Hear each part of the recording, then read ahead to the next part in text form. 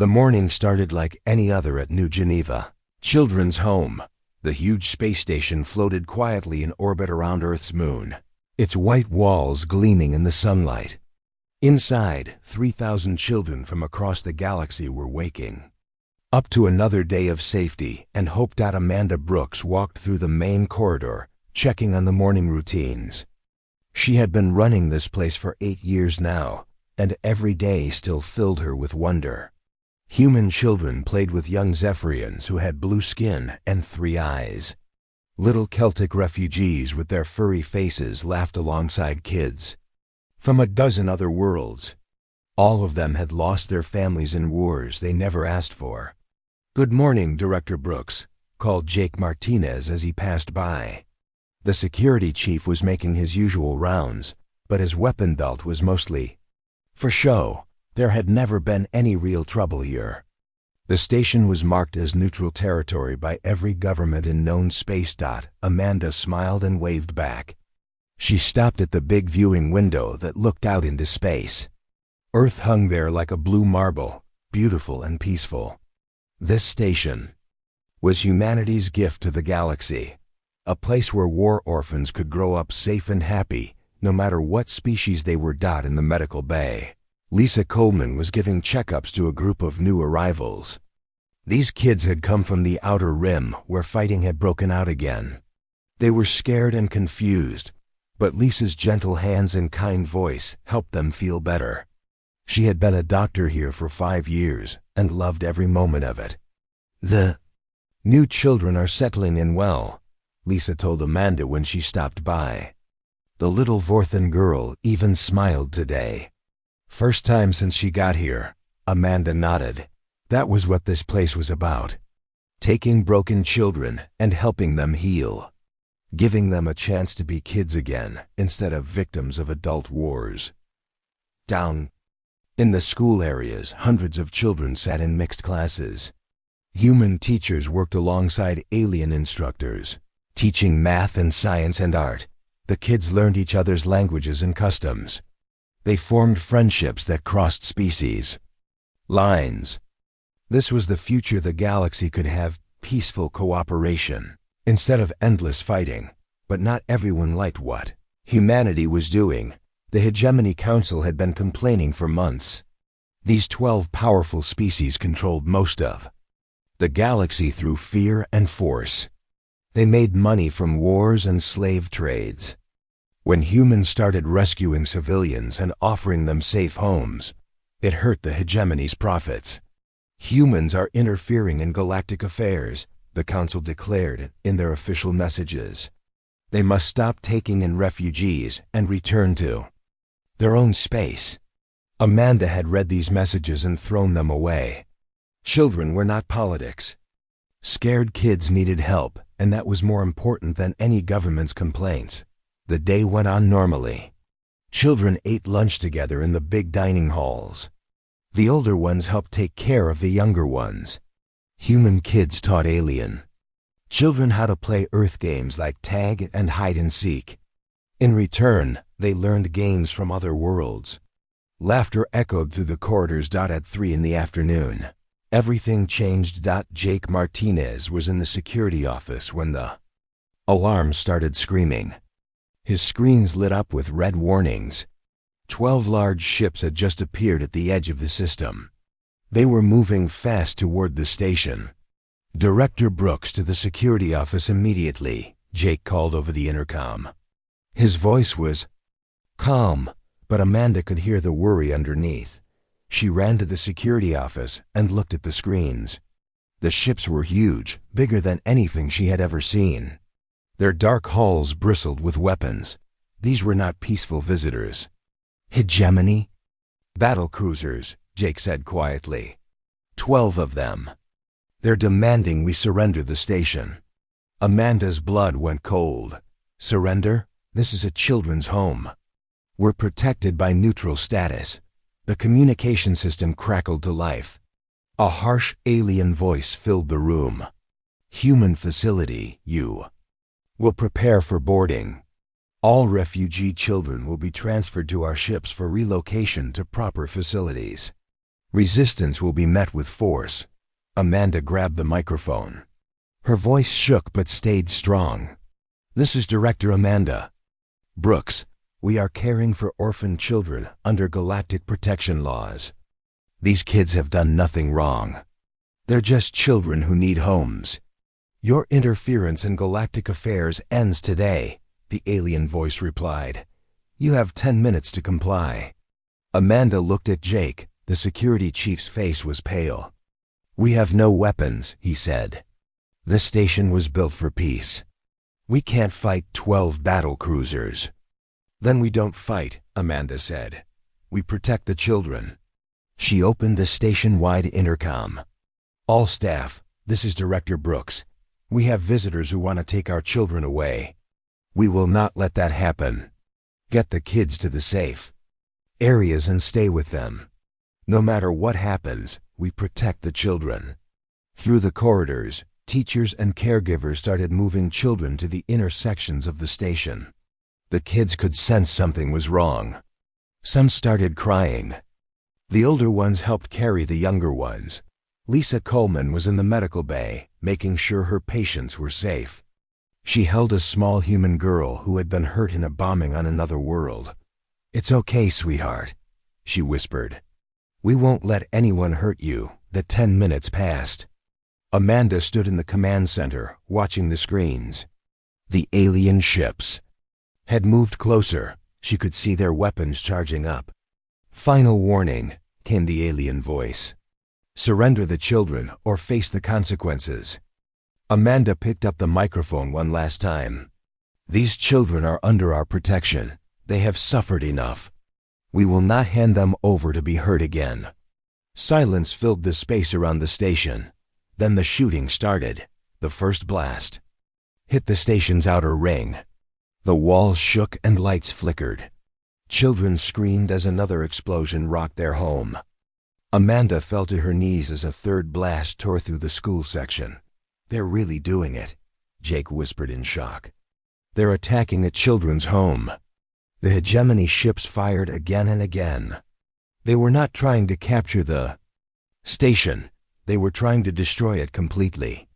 Every child inside was going to die. And the attackers did not care.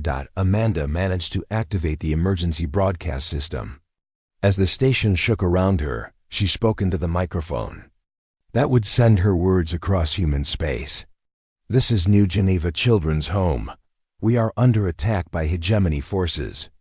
They are killing children. 3,000 innocent kids from across the galaxy. Remember us. Remember what they did here today. The transmission cut out as another explosion tore through the command center. Amanda looked out through the cracked viewing window at Earth hanging in space. Her beautiful blue world where children could run and play in safety. The station broke apart around them. In 18 minutes, New Geneva Children's Home was gone. Every child, every teacher, every caregiver who had dedicated their lives to helping others had been murdered. The Hegemony ships turned and flew away, leaving only debris and silence. But the message had been sent. Across human space, people were receiving Amanda's final transmission. They were seeing the faces of children pressed against windows, calling for help that would never come. Humanity had just learned that some species in the galaxy saw children as acceptable targets. That was their first mistake. It would also be their last. Admiral Kate Sullivan was drinking her morning coffee when the alarm bell started ringing at Terra Defense Command. She had been in the military for 25 years, but she had never heard the emergency signal sound this urgent. Every screen in her office flashed red with the highest priority alert. She ran to the main command center where dozens of officers were working frantically at their stations. The huge display screen showed a map of human space with one blinking red dot near Earth's moon. What's happening? Kate demanded. Lieutenant Commander Paul Davis turned to her with a pale face. Admiral, we just lost contact with New Geneva Children's Home. The last transmission. He stopped and swallowed hard. You need to see this. The screen changed to show Amanda Brooks sitting in the command center of the space station. Behind her, the walls were shaking from explosions. Children could be heard screaming in the background. "This is New Geneva Children's Home." Amanda's voice was steady, even as her world was falling apart. "We are under attack by Hegemony forces. They are killing children. 3,000 innocent kids from across the galaxy. Remember us. Remember what they did here today." The transmission cut to static. Then came the sensor data showing the station breaking apart into pieces. No life. Signs, no survivors. Nothing left but floating debris where 3,000 children had been safe just hours before. Kate felt something cold settle in her stomach. In all her years of military service, she had seen battles and death. But this was different. This was murder of innocent children on a scale she could barely understand. "Get me President Hayes on the secure line," she ordered. "And send this recording to every military base in human space. Every ship, every station. Everyone needs to see what just happened." Across the galaxy, Captain Ron Mitchell was on the bridge of his exploration ship Wanderer when the emergency message came through. He had been mapping a new star system, peaceful work that he enjoyed. His crew was made up of scientists and explorers, not soldiers. "Captain," his communications officer called out, "we're getting an emergency recall. All human ships are ordered to return to Sol System immediately." Ron frowned. "All ships? That's never happened before. What's the emergency?" The officer's face went white as he read the message. "Sir, they're saying New Geneva was destroyed. All the children are dead." The bridge went silent. Every person there knew about New Geneva. Many of them had donated money to help support the orphanage. Some had friends who worked there. Ron himself had visited the station once and watched. Human children playing with alien kids, all of them laughing together.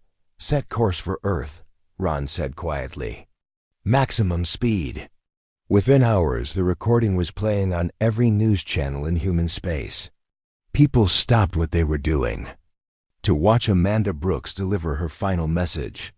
They saw the faces of children pressed against viewing windows as the station died around them, dotting the Earth Assembly building.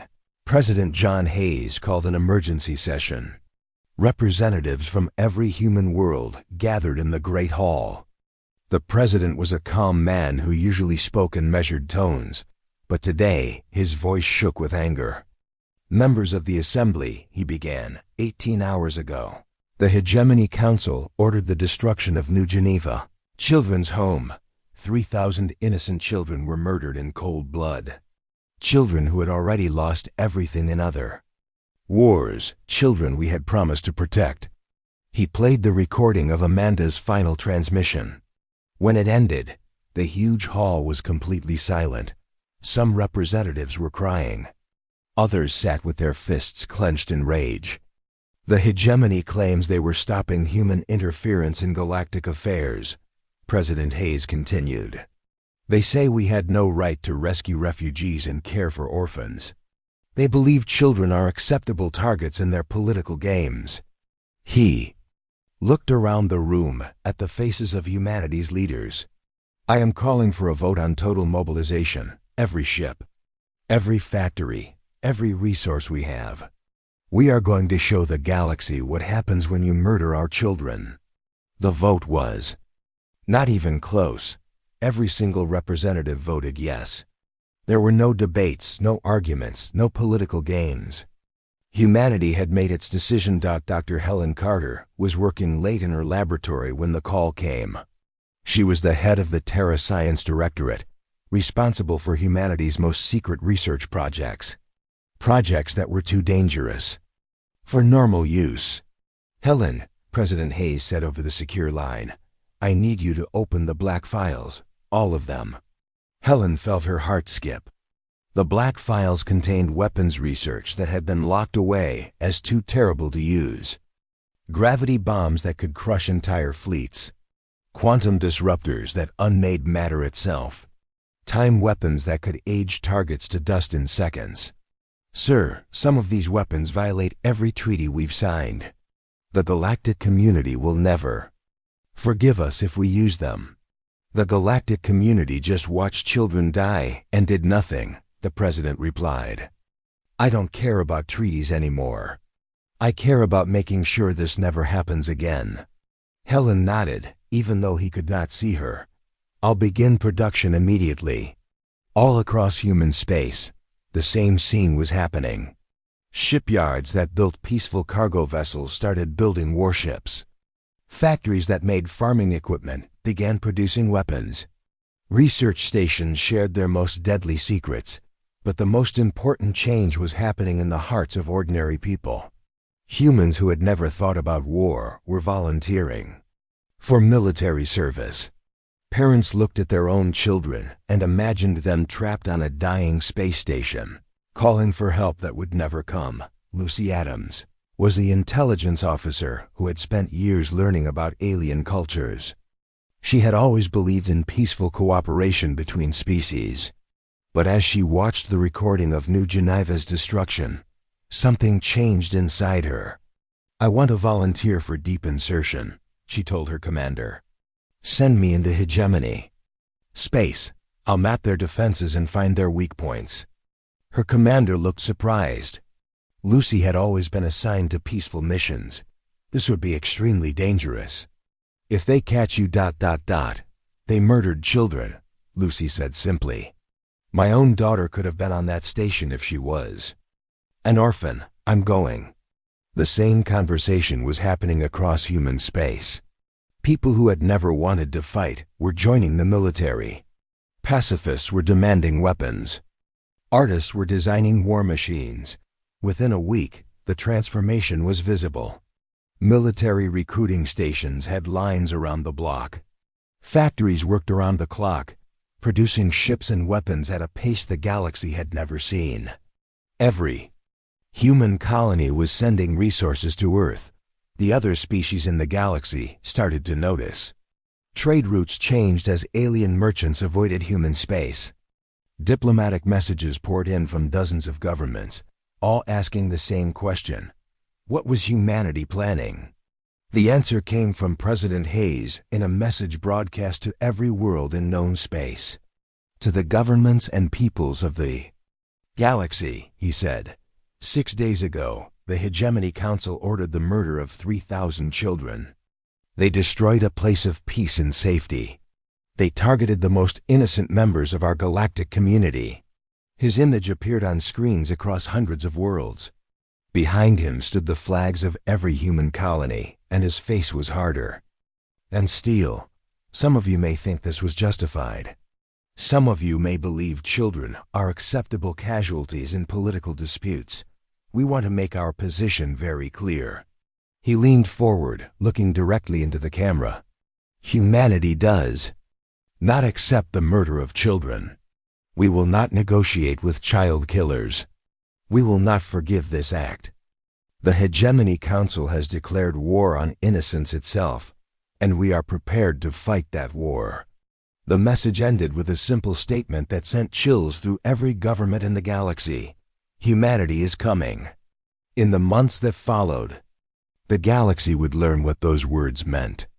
They would discover that when humans decided to fight, they did not fight like other species. They did not fight for territory or resources or political advantage. When humanity's children were threatened, they fought for total victory. And they would reshape the entire galaxy to protect the innocent. The Hegemony Council had started something they could never finish. They had awakened something in humanity that had been sleeping, and now it was too late to put it back to sleep. The children of New Geneva would be remembered, and they would be avenged. 6 months had passed since New Geneva died. The galaxy had grown quiet, like a forest before a storm. Trade ships changed their routes to avoid human space. Alien diplomats sent nervous messages asking about humanity's plans. Everyone was waiting to see what the humans would do, but inside human territory, everything had changed.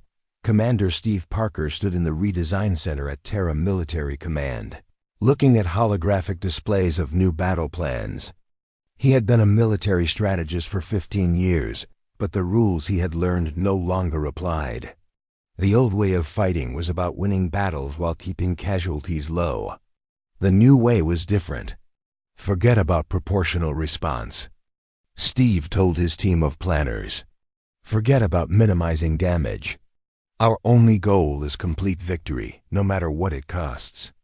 The young officers around the table looked uncomfortable. Lieutenant Amy Foster raised her hand. "Sir, what about civilian populations?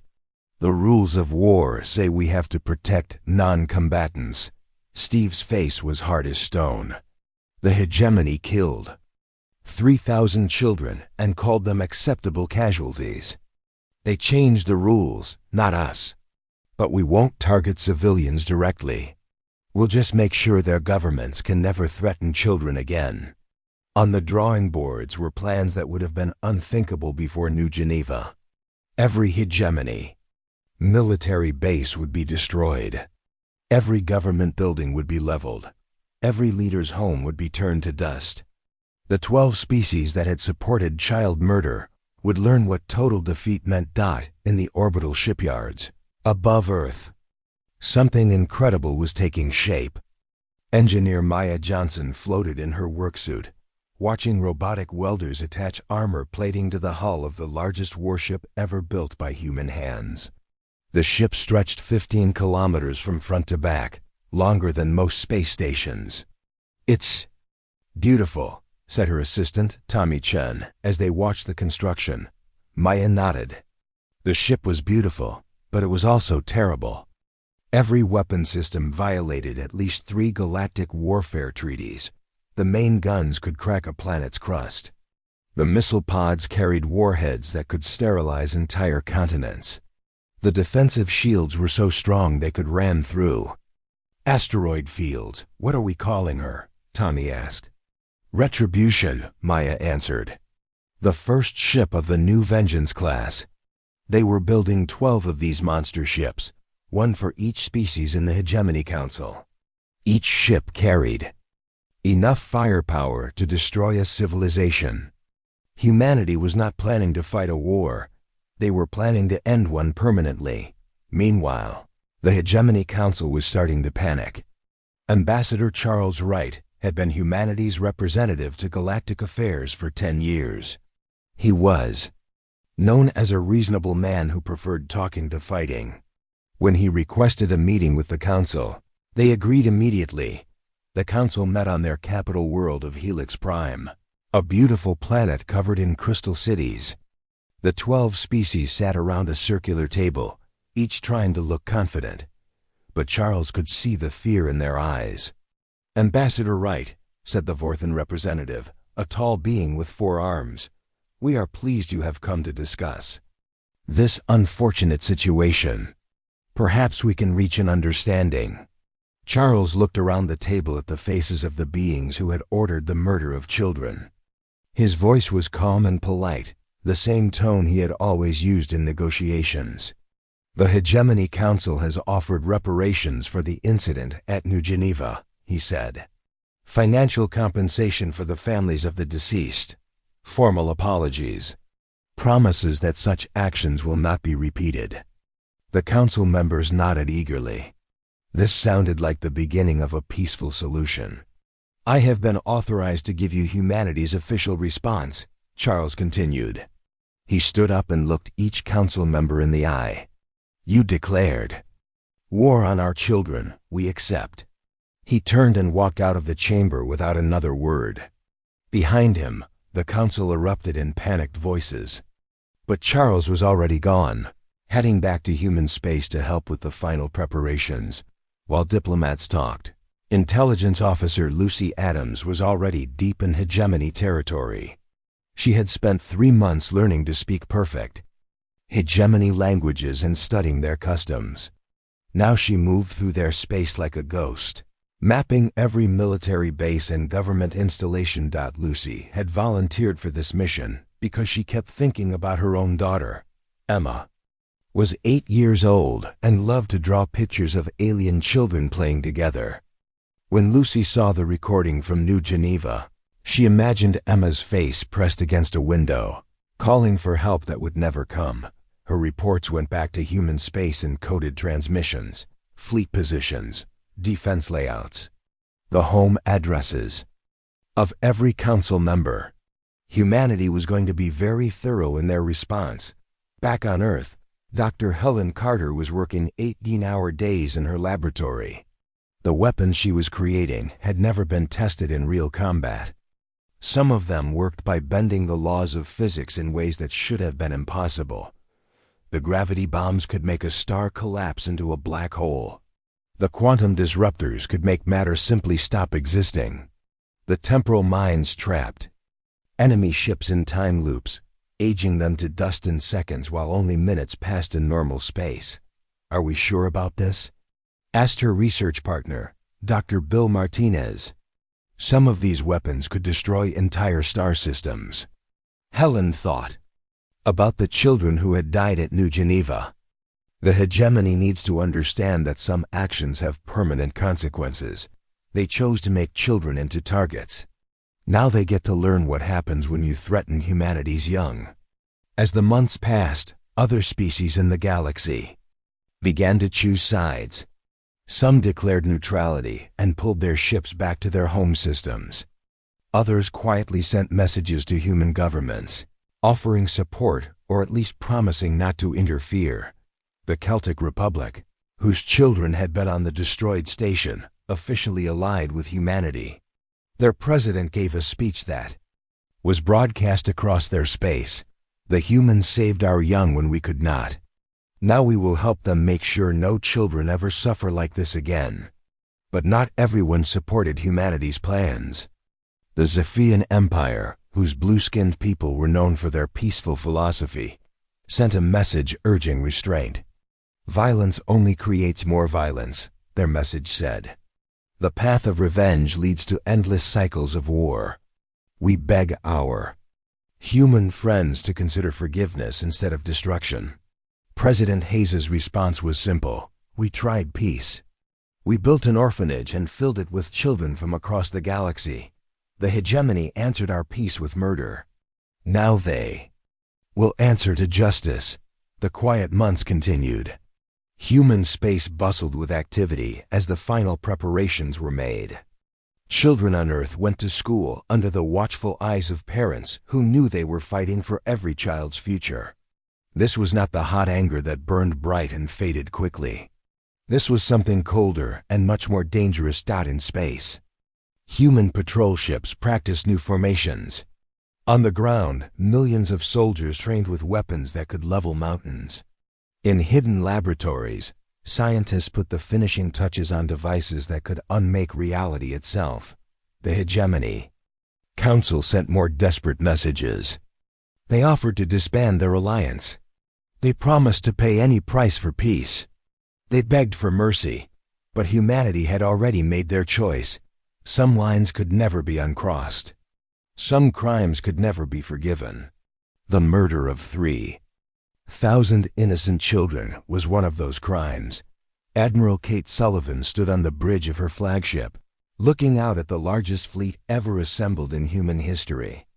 12,000 ships of every size and type floated in perfect formation. They stretched across light years of space, all pointed toward hegemony territory. She thought about Amanda Brooks and the children who had died calling for help. She thought about her own grandchildren, safe on Earth but still vulnerable to anyone who saw children as acceptable targets. The fleet was ready. The weapons were loaded. Humanity had spent 6 months preparing for total war, and now the time for waiting was over. Kate opened a channel to every ship in the fleet. Her voice carried to hundreds of thousands of human soldiers, all of them thinking about the same thing. "For New Geneva," she said simply, "the largest military operation in galactic history was about to begin." The first Hegemony border patrol never saw them coming. One moment, there was empty space at the edge of their territory. The next moment, 12,000 human ships materialized out of hyperspace like ghosts becoming solid. Captain Danny Roberts commanded the lead destroyer in the advance fleet. His orders were simple: destroy every military target, evacuate all civilians to safety, then make sure nothing useful was left behind. This was not conquest. This was extermination of the Hegemony's ability to make war. All ships, begin operation. Clean sweep. Admiral Kate Sullivan's voice carried across the comm channels. Remember, we are not here to occupy territory. We are here to make sure the Hegemony can never threaten children again. The First World fell in 4 hours. The human fleet swept through the system like a storm, their weapons cutting through Hegemony defenses like paper. Every military base was reduced to rubble. Every government building became dust. Every weapons factory was melted into slag, but the civilians were untouched. Human Marines beamed down to evacuate population centers before the bombardment began. Refugee ships carried millions of Hegemony citizens to safe zones where they were given food, water, and medical care. Humanity was destroying their government, not their people. On the bridge of the massive warship Retribution, Commander Pete Williams watched the tactical displays with grim satisfaction. The ship's main guns had just finished destroying the Hegemony's largest military shipyard. 30 years of warship construction had been undone in 30 minutes. "Sir," reported his weapons officer, "we're getting surrender signals from the remaining defense platforms." Pete's face was hard as stone. "Acknowledged. Destroy them anyway." The weapons officer looked shocked. "Sir, they're surrendering. The rules of war say we have to accept surrender." "The rules changed when they murdered children," Pete replied. "Continue firing." The defense platforms disappeared in balls of white fire. Humanity was not interested in half measures. Every Hegemony military asset would be destroyed, no matter what flag it flew.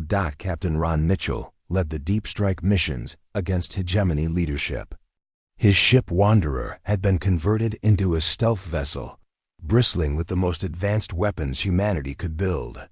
His target was the council member who had given the order to attack, New Geneva. The Vorthan council member lived on a fortress world protected by energy shields and automated defenses. Ron's ship slipped through the defenses like smoke, using technology that bent light and sound around them. They landed outside the council member's palace while alarms screamed in the distance. "Remember, we take him alive," Ron told his Marines as they prepared for the assault. Humanity wants all the council members to witness what they created. The palace guards fought bravely, but human weapons were beyond anything they had ever faced. Ron's team used sonic disruptors to knock out entire battalions without killing them. They carved through the defenses in minutes and found the council member hiding in his private bunker. The four-armed alien was shaking with fear when they dragged him out. "Please," he begged. "I was only following orders." The council voted together. "I never wanted to hurt children." Ron looked at the being who had helped murder 3,000 innocents. "Save your words for the trial. If you're lucky, humanity might let you live to see it." Meanwhile, Dr. Helen Carter's forbidden weapons were proving devastatingly effective. The gravity bombs turned entire fleets into compressed metal cubes. Quantum disruptors made enemy ships simply vanish from existence, their atoms scattered across dimensions. The temporal mines were the most terrifying of all. Admiral Sandra Cooper watched through her ship's sensors as a Hegemony battle group fell into one of the time traps. The enemy ships began moving slower and slower as time sped up around them. In seconds that felt like hours to the trapped crews, decades passed. The ships aged and crumbled into dust while their crews grew old and died. "My God," whispered Sandra's tactical officer. "We're not just destroying them, we're erasing them from time itself." Sandra thought about the children who had called for help that never came.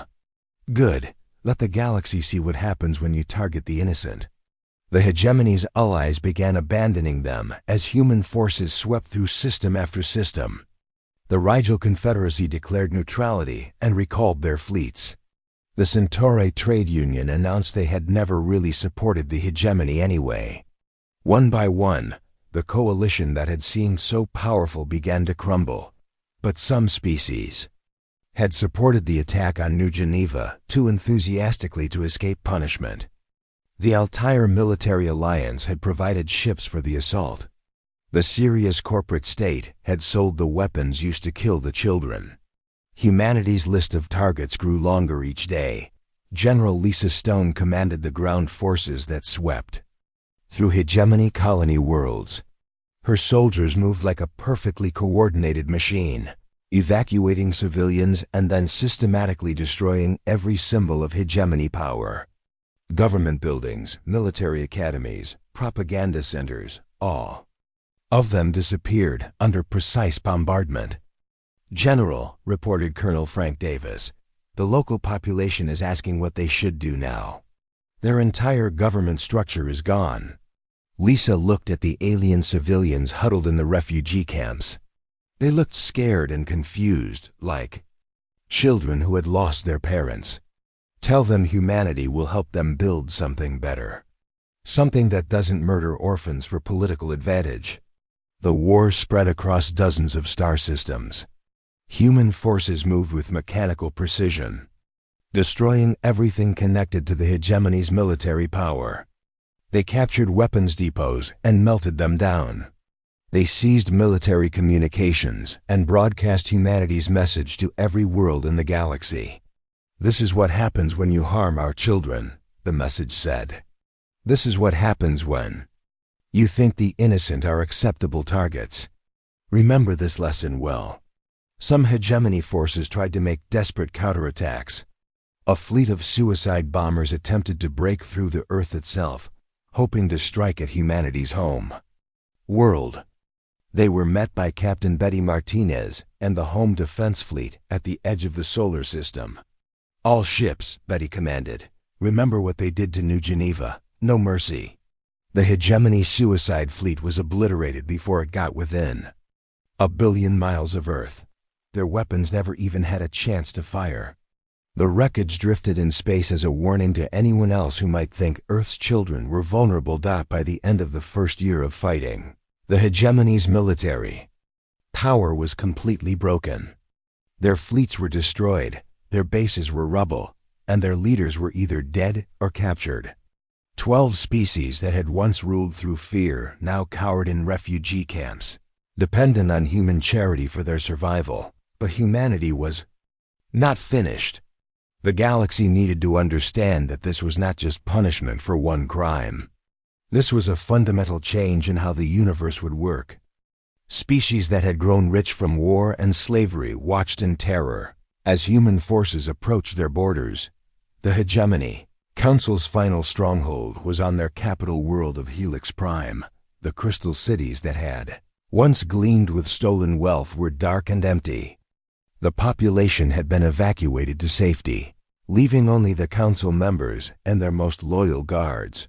Admiral Kate Sullivan's flagship entered orbit around the planet. She looked down at the world where the order to murder children had been given. In a few hours, it would all be over. The last symbols of the Hegemony's power would be dust, and the galaxy would know that humanity's children were protected forever.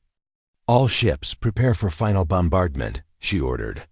"For every child who died at New Geneva. For every orphan across the galaxy who needs to sleep safely. For the future where children are never seen as acceptable casualties." The human fleet opened fire. Crystal cities became glass rain. Government palaces melted into lakes of metal. The beautiful capital world of the Hegemony was transformed into a monument to humanity's protective fury. When the bombardment ended, nothing remained of the Hegemony's power except memories and fear. The galaxy had learned that when humanity's children were threatened, there was no force in the universe that could protect their enemies. The war was almost over. But the lesson would last forever.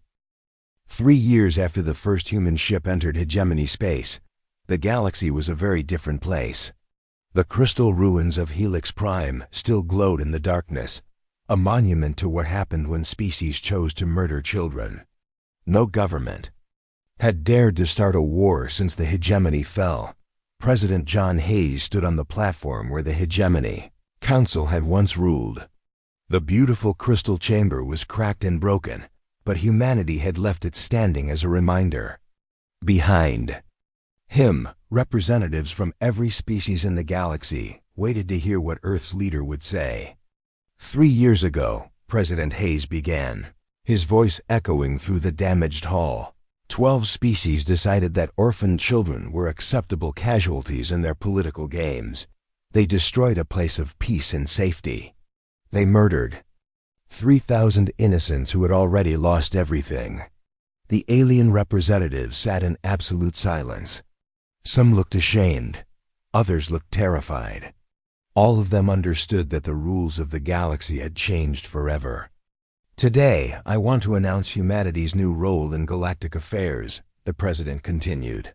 We are not conquerors. We do not want your worlds or your resources. But we will be the guardians of peace. Wars of aggression are finished. Attacks on civilians are finished.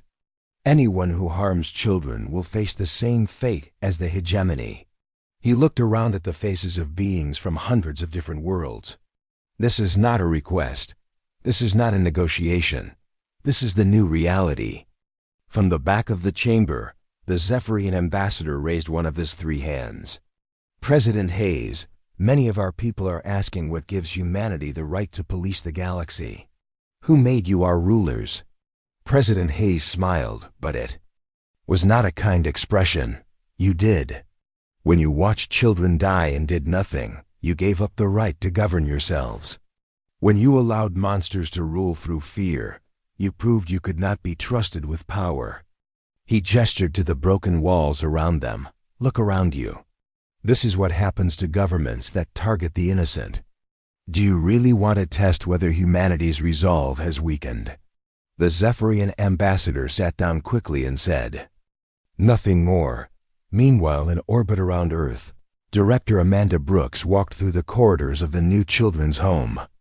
She had been one of only 12 survivors found in the wreckage of New Geneva, saved by pure luck when the medical bay's emergency shields held for just long enough. Now she ran an even larger facility that orbited humanity's home world. "Miss Brooks," called a small voice. Amanda turned to see a young Celtic child running toward her. The little girl's fur was growing back after her injuries from the war that had made her an orphan. Behind her came children from dozens of different species, all of them laughing and playing together. "What is it, Kira?" Amanda asked, kneeling down to the child's level.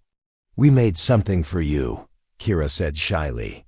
She held out a drawing that showed the space station surrounded by human warships. At the bottom, in crayon letters, it said, "Thank you for keeping us safe." Amanda felt tears in her eyes. The new children's home was protected by the most powerful defensive array ever built. 50 warships patrolled nearby space at all times. Energy shields that could stop planet-killing weapons surrounded the station. No child would ever again call for help that did not come. "It's beautiful," Amanda told Kira, hugging the little girl close. "Now go play with your friends. You're safe here." As the children ran off, Amanda looked out through the viewing windows at Earth hanging in space. The blue and green world looked peaceful, but she knew that across the galaxy, human patrol ships were enforcing the new order. Peace through strength. Safety through fear. Commander Steve Parker now led the Terra Protection Fleet, a permanent force of 2,000 ships dedicated to one mission: making sure New Geneva never happened again. His ships patrolled trade routes and monitored communications. When conflict started, human vessels appeared to end them before they could grow. "Commander," reported his communications officer, "we're getting reports of a border dispute between the Rigel Confederacy and the Altair Free States. Both sides are mobilizing their fleets." Steve sighed. Even after 3 years, some species still had not learned the lesson. Send a message to both governments.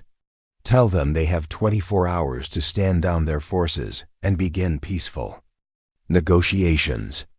If they refuse, we will stand them down permanently. The message was sent, and within 6 hours, both fleets were returning to their home ports. No one wanted to test humanity's patience anymore. In the refugee camps that had once been hegemony worlds, former soldiers worked in the farms and factories that humanity had built for them. The 12 species that had ordered the murder of children now lived simple lives, growing food and making basic goods under human supervision. General Kevin White visited one of these camps regularly. He watched former hegemony officers teaching alien children to read and write. The same beings who had once planned wars now spent their days caring for orphans from the conflicts they had started. "Do you think they've learned anything?" asked his aide, Lieutenant Carol Hughes. Kevin watched a former hegemony admiral helping a group of young refugees with their homework. The alien looked genuinely happy to be useful in a peaceful way.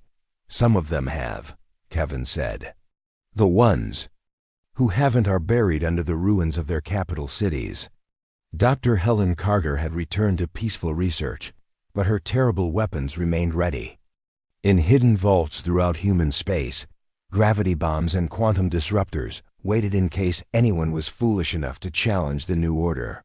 The galaxy knew these weapons existed, and that knowledge kept the peace. "Do you ever regret what we did?" asked her research partner, Dr. Bill Martinez, as they worked on a new medical device that could save lives instead of ending them. Helen thought about the recording she had seen of children's faces pressed against windows, calling for help that never came. "Every day," she said quietly. "But I regret what happened to those children more." The new galactic order was not perfect. Some species complained that humanity had become too powerful, too controlling. Others whispered that the human peace was built on fear rather than understanding. They were not wrong, but children slept safely now. Orphanages operated without fear of attack. Refugee camps were protected by human shields.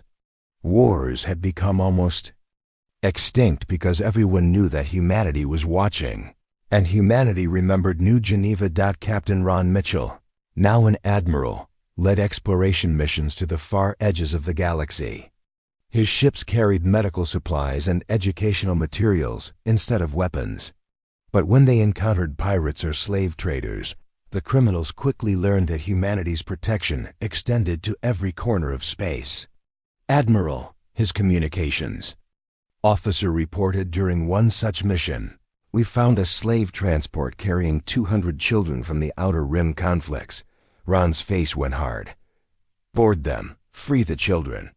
The slavers can choose between a trial on Earth or a quick death in space."